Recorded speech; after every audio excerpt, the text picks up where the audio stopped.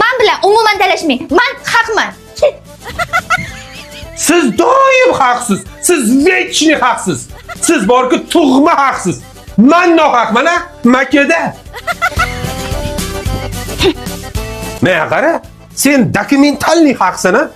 Senga любой narsa yarashaveradi, to'g'rimi? Xuddi shunaqa. Biz ayollar rajdonniy haqmiz.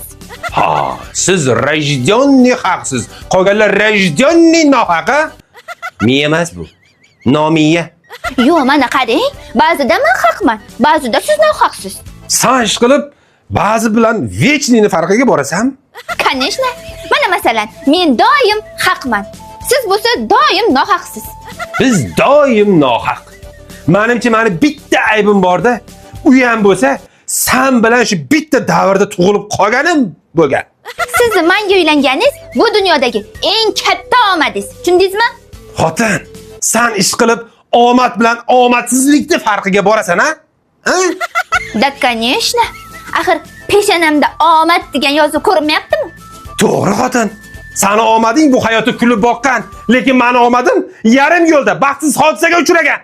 Negadir o'sha kundan beri biz birgamiz.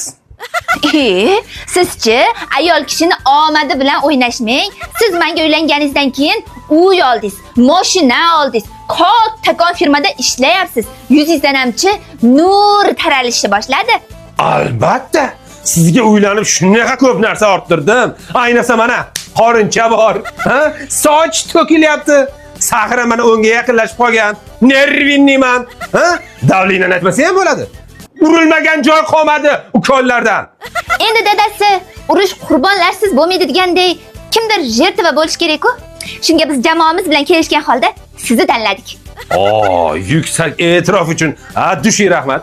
Yurakdan ishonch bilan oqlashga harakat qilaman. Lekin shu yoshimgacha omad degan so'zni boshqacha tushunar ekanman. Aslida omad emas, noomad ekan.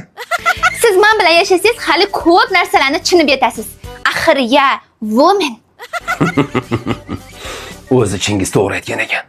Ma'no o'zi nima? Qora oq bo'lib, oq qora bo'lib chiqsa-chi?